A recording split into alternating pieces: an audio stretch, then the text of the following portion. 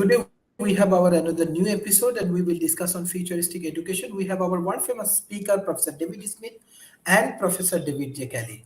First, I would like to give chance Professor David Smith. Well, I appreciate it, Sharif. This topic is one that's near and dear to my heart. And I can talk about my future hat on this one, and I could talk for days about what the future of education is. One of the things I really feel strong about is if I go back and look at the past couple of hundred years, and very little has changed. We still use a Socratic approach in many places. We're introducing new technologies as they come along, but many of the processes and things haven't changed. But what we have done is we have looked now with demographic changes, technology changes, and other things that have made it very different. But if you look though that, we're now after the global pandemic impact, school closures all over in all different areas, nationwide remote instruction all around the world. The role of education has never been more critical, but really it's never been more uncertain. And we're looking at a time of transformation. We're seeing places like Harvard and Stanford beginning to open source many of their collections to have more people use it. We've actually seen colleges and universities shut down. We've seen a dramatic move from going to public education to homeschool. But the pandemic really heightened a lot of the existing gaps and disparities in education, and exposed the need to rethink really how systems leaders, not just in developed countries, but developing as well, how we design schools, how we design instruction. What do we do? How do we balance it? We're seeing more and more places where, for example, technical skills for like software development, web development, the need of a formal education has decreased, and we see more boot camps and specialized training happen. And that's going to really shape what it is.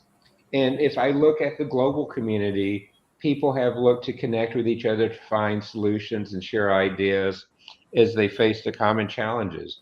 And Sharif, your program like this is an excellent example of how, for the global community, your program has highlighted that the future of education has changed because you're the one who's trying to bring it together. And we're seeing the exchange of ideas, policy, practices, education assessments really across the world without boundaries. And, we're seeing technology come up. We're seeing the metaverse having an impact on education. We're seeing artificial intelligence, Chat GPT is causing education to really jump upside down because of its impact, but artificial intelligence is there. The growth of avatars as opposed to teachers. The role of how society reacts to it's different. And, teachers are having to really go back and say the role of a teacher is important, but it's changing, and how we make it work, and how are we helping these individuals be able to impact education. And also the fact that we saw during the pandemic that social emotional learning really took a hit. The interaction with your classmates, the interaction with the teachers, the interaction with the support staff, the ability to go and have extracurricular activities, to play sports, to move into the different elements like that have really been missing from education. And the pandemic really let us go back and say, those are very important characteristics that we need to do. and that they are a vitally important part of the education process. And in future education, we've learned that those are things that we have to put back into it. And the role of the parent mustn't be overlooked as we discuss the future. How can we begin to look at? We, a couple of days ago, talked about the role of the internet as part of this, and we realized that digital penetration is still below 70%. And that in the future of education is also with digital media. And we're trying to look at how the digital media can play in the future and what can we do. And so we have to become a little bit more process centric as we look at technology for the future of education, because we're looking at new ways to assess, new ways to we're moving things from business domain over into education, as we kind of did before. Psychometric testing is going to be one of the newest trends. In my company, one of our products called Universal Tutor has psychometric testing built into it. It has a lot of feedback from the students in different areas as an online avatar driven application. Those are important for us to consider as we go forward. So, Sharif, I think one of the things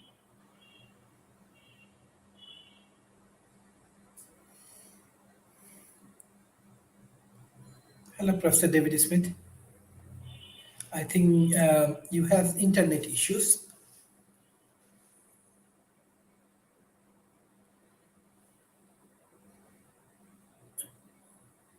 Sorry, I think our audience has, specifically our speaker has internet issues. Uh, I just want to Sharif, share some, yeah. Can you hear me? I can hear you now. It looks like we lost a little bit of the internet. Oh, okay, okay. I don't know Professor, where I you just lost want to me though. yes, I just want to share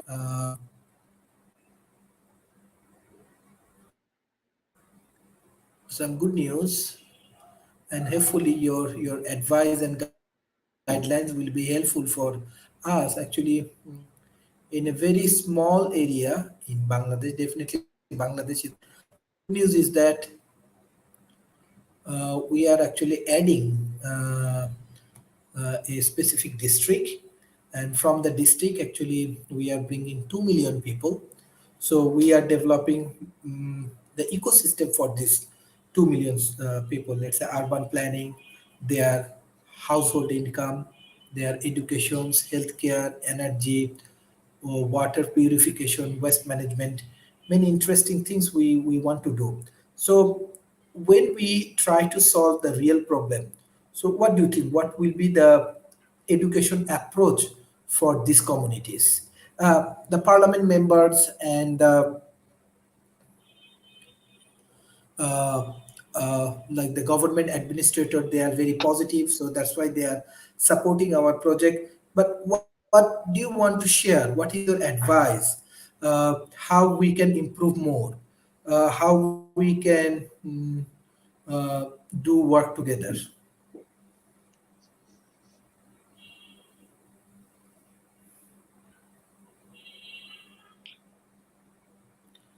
Sharif, that looks like a great accomplishment.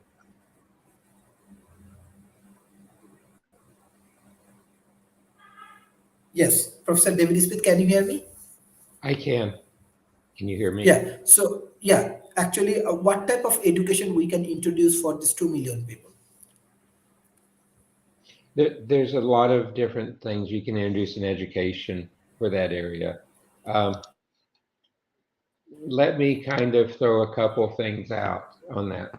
You know, what we've seen in governance, what we've seen in the economy, we need to create a transition similar to that in education. And some of the major factors is really the whole digitalization, access to the internet, improving technology. Really seeing as the world has shifted that we're really looking at distributed living and distributed learning. And for your things to be successful there, Sharif, that's a very important part of it.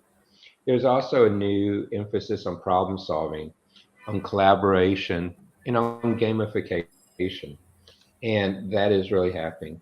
Uh, the next generation will see a more digital experience, almost more like playing than the early education we had back in the 19th century. And, we've come a long ways. If I go back to, for example, way back in 1820, only 12% of the people worldwide could read and write. Uh, back in 2016, 14% of the world's population is illiterate. Now we're beginning to see how can we get these access to digital technology and how we can look at that. How can we fix the disparities that are there? And how can we really look at allowing these teams to be able to take the group intelligence they're creating and turn that into action and good for their communities. And that is very important for you as you try to do this and try to be very successful with it. Um, I can go on about where we see the technologies going. We see. Let me throw a couple of the major trends that might help out on this. We're seeing alternative places of learning pop up everywhere. I mentioned earlier homeschooling. We're seeing boot camps. We're seeing very directed type of things rolling it. We're seeing personalized learning. We have all these things where we can begin to see that we can adapt. The program I talked about earlier, they will, for example, with Universal Tutor, it's explicitly social emotional learning, a tool to solve a problem. We'll see more and more of that. We'll see AI dramatically help us move to personalized learning, where the tools will adapt to the capabilities of the student. If I get one thing really well, it'll let me go fast. If I'm struggling, it will take me at different levels. So you'll see individualized self-paced curriculum. You're seeing learning environments that adapt to the student's needs and technology that enriches the learning potential. And you see more and more that can do it. And a recent survey said that 93% of educational professionals agree that personalized pacing helps students close achievement gaps and accelerate learning. With that being said, you're going to see more and more e-learning platforms come out that incorporate virtual reality, that incorporate multiple perspectives, that incorporate AI and avatars, and eventually incorporate the whole metaverse into it. And see, this will really draw the students in. And so, in many places, distant learning will enable students, and it can be even distance learning inside a classroom, to mix their balance with it. And so, learning becomes more affordable in many parts of the world as we bring this e-learning platforms to place. So, a student in Bangladesh, a student in San Jose de Campos in Brazil, a student in Kenya have the same ability to learn as students have with me here in Austin, Texas, and access to the same type. You're seeing a big change on physical campuses. Uh, I believe physical classrooms important, but the physical campus can change. You're going to see more of a project-based learning, the right of ed tech in the classroom, because you want to see a project-based learning approach that provides real-world connection, structural collaboration, and it's really core to both learning and the assessments that are necessary.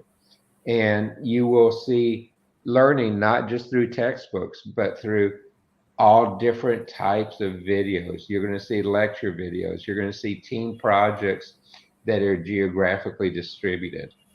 And ed tech will also provide more immediate feedback to the students.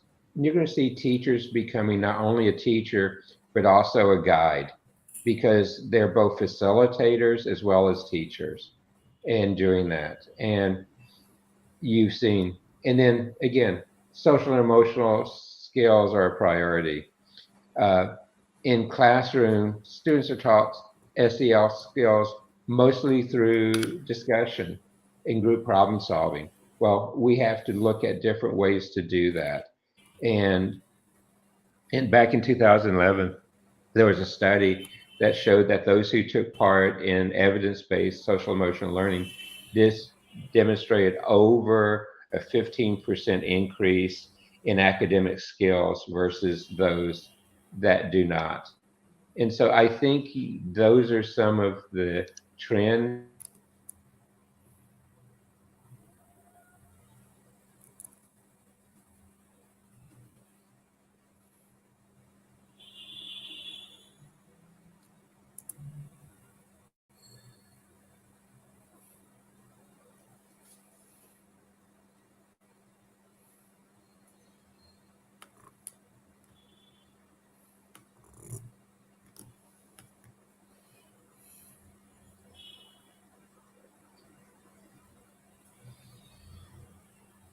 Sharif, I think I froze again at some point.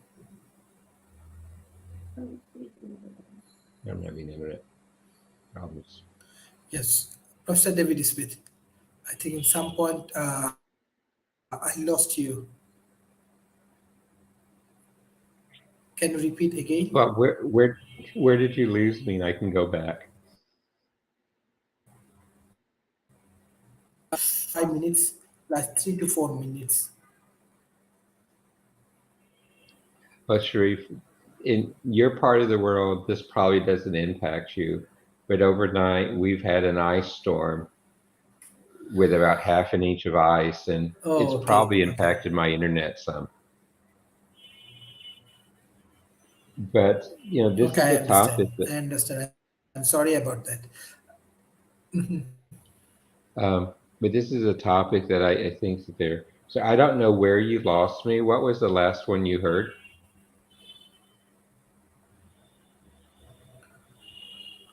Uh, Last 3 minutes, I cannot hear anything. Sorry about Okay, that. so I will go back and hit a couple of them then. Uh, did you hear me talk about project-based learning and ed tech? No. Okay, let me go back and talk on a couple of those then. Um, I was talking about how there would be many, many more e-learning platforms and how e-learning platforms are make it affordable for people at distance to mix study, work, and family and to maintain a balance between them. And uh, for example, uh, the pandemic said that globally, uh, almost 95% of students in formal learning institutions did it by remote learning and going there. And so the role of physical campuses have changed, but physical campuses are still very important to enhance the mental health and general well-being of children while they take account in things like outdoor activities. But project-based learning, where you see things like games that help kids, uh, toys to teach robotics and other things are really important. And you see a lot of those both in the real world environment.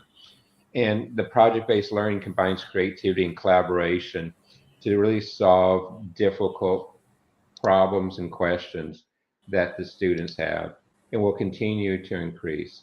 Um, ed tech and project-based learning increases digital literacy, which is real important in today's connected world. And there are tons and tons of ed tech tools, many free, some with cost. but it also changes the role of the teacher, where teachers will be a guide and how they will work to prepare that. But they also become more facilitators as well as teachers. And we'll see that. But my last point on this is that social emotional learning is the education area that was most impacted during the pandemic. And any futuristic education must really go back and reassess the role of social emotional learning, how we can deliver that to students, and how we can do that, particularly social emotional learning, not just with the students, but in a collaborative role across them and others, not just in their community, but globally. Because I think social emotional learning is a global skill that is so necessary today. And as we look at most professions, from technology, manufacturing, government, healthcare, and others, the role of culture and social emotional learning is terribly underappreciated, but it's a vital skill. So, Sharif, I hope that helps. Yeah, definitely. Professor, another important thing as we have to go for different kind of manufacturing and this kind of things. So what is your advice for industrial knowledge? I think which is Well, a big like I lack said, in our community. the role of training in manufacturing industries is changing. Uh, 10 years ago, I would have told you a college degree was a requirement. I don't believe that anymore. I believe that boot camps, directed learning is very important. Dr. Sharif, you've heard me say this 100 times. We're in an age of lifelong learning, and lifelong learning is important. So if I'm at a manufacturing plant, if I'm a software developer, if I'm in healthcare, um, if I'm in almost any industry, I want my employees, I want myself to do continuous learning. Uh, my developers at my company, I encourage them to take online education. I've had many of my employees get additional degrees by doing it online as well. So I think that's going to be one of the big skills, Sharif. Also, we've talked about digital twins in other shows. The growth of digital twins is going to be very important in manufacturing education, where you can experiment with it, where you can run simulations with it and learn. I've seen in some of the college courses recently where professors are using digital twins to have students test their marketing plans, to test their manufacturing authorization, and others like that. So uh, those type of technologies are going to be exceedingly important as we look at the future. Um, and we need to make allowances for it. The same thing, Sharif, I think in government needs to understand that even in government, even in bureaucracies like that, the need for continuous education is going to become important today to understand how they can adapt to the environment and adapt to the future. Uh, so that is my thoughts on that question. Yeah, thank you. Professor, specifically after the COVID, educational system may change. So as a policy research institutions, if one talent economy want to take initiative, what will be your advice? What type of policy in education sector we can change and we can advise to our government? Well, you asked great questions as you were going further with this, because you know education's evolving, and we're seeing these that the pandemic accelerated that. We see that just in the last 60 days, the growth of artificial intelligence with chat gpt and others changing what we can do in education and changing what we can do.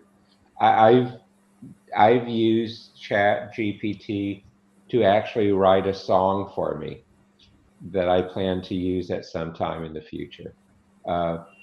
technology, boy, augmented reality, virtual reality, gamification, the pandemic really pushed that.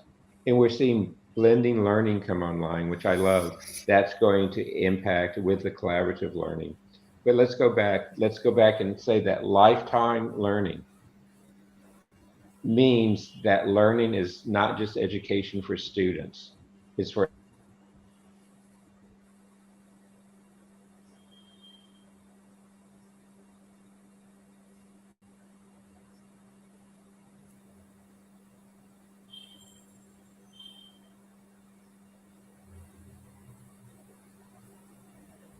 Hello.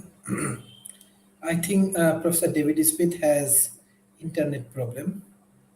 So hopefully he can come back soon and he can add interesting views about futuristic education system. Sharif, I know I lost you again there, but we see Yes. that the we see that this lifelong learning is a key aspect of it, and that it needs to become part of what we do. Mhm. And I hope I'm stable enough to for you to hear these points. Yeah. Professor, another things like technological knowledge. What is your advice? How we can improve more on technological knowledge? If you look what's happening with Web 3.0, I would encourage your listeners, Sharif, to go back to your broadcast you did on Web 3.0, which, if you remember, Web 3.0 takes the internet from being something driven by companies to being more and more driven by individuals. That trend in Web 3.0 is going to be a trend that you're going to see in education. More and more emphasis on the individual and their personalized needs. Um, you're going to see, like I said, more digital, more blended. Uh, you're going to see how the trends of moving into a biological age will be very helpful with it. Um, the education process is being turned upside down. And I think programs like yours, Sharif, particularly if you look at the various elements that we talk about, from artificial intelligence to Web 3.0, industry, the fourth generation, fifth generation of industry, um, all of those things will work. Also, we've talked about the future of work and how it's going to change. The future of work is inexplicably tied to the future of education. So all of those things have to be combined to be effective and efficient as we transition to the future. Back when I entered the workforce, the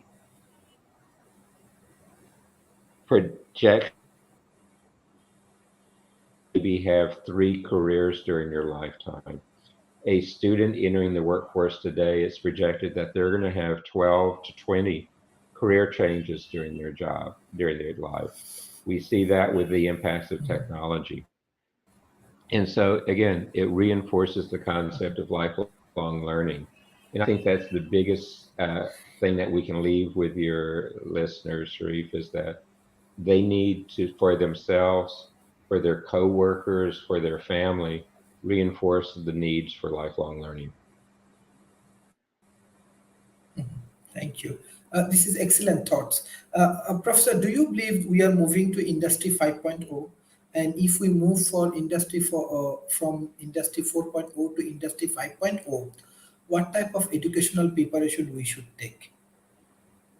Well, we are definitely moving through that, and we're also moving from Web 2.0 to Web 3.0, which those all go together. Um, you know, we need to increase our skills of working remotely, working collaboratively. Uh, my biggest disappointment with education today is they do not teach collaborative skills. And if we think most of us every day collaborate with people at a distance, we need to learn how to collaborate at a distance. Again, Sharif, I'm going to go back to one of my soapboxes. Everything today is a system of systems.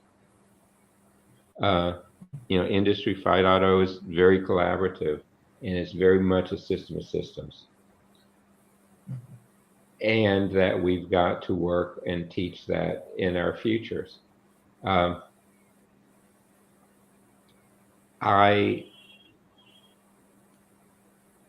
There's so many other ones, Sharif, but I think those are the big differences as we look at how to go through these industries, how to go through the changes of Web 2.0 to Web 3.0, and how do we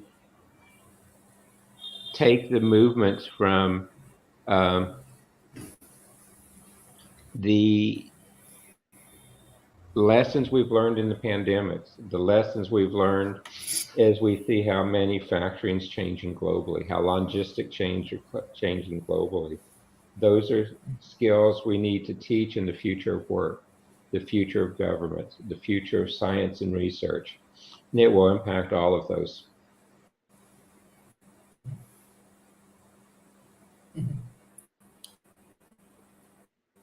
Yes. Professor David, one interesting thing is that we are working with B-Lab, Japan. So when we are working, we are find in Japan from 6 years to 90 years, everybody involved with research and innovations in Tokyo. Also, there are robot also involved with research and innovations. So what do you think?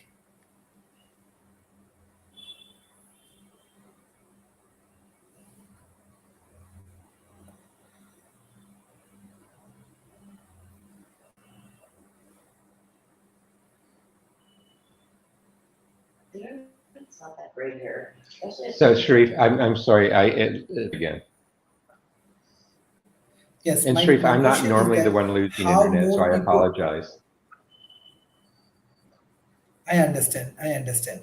I just want to know that how people can involve more with research and innovations and create new things. Well, see, that Sharif is part of my answer on that increase of collaboration.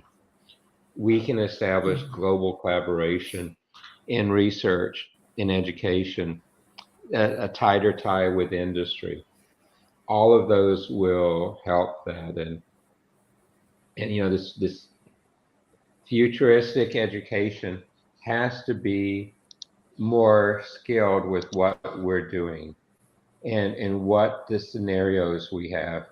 At the Davos conference that just came up, they looked at different ways of scenarios with how schooling extends, how international collaboration, technology advances action. You saw at Davos a trend of education outsourcing, and that will go down. You've seen places where at Davos they see schools as learning hubs, but they become without school walls. They connect schools to the community and civic engagement and social innovation. The other thing though, and this is the place where I think it's a very important thing, you learn as you go. Education takes place everywhere, anytime. And the distinction between formal education and informal education is no longer valid as you begin to see how it could apply in research, how it can apply in my job, how it can apply at home, and how these work. And that is to me one of the biggest changes that you have to see in those domains, Sharif, and how that can change and how that can work and be done.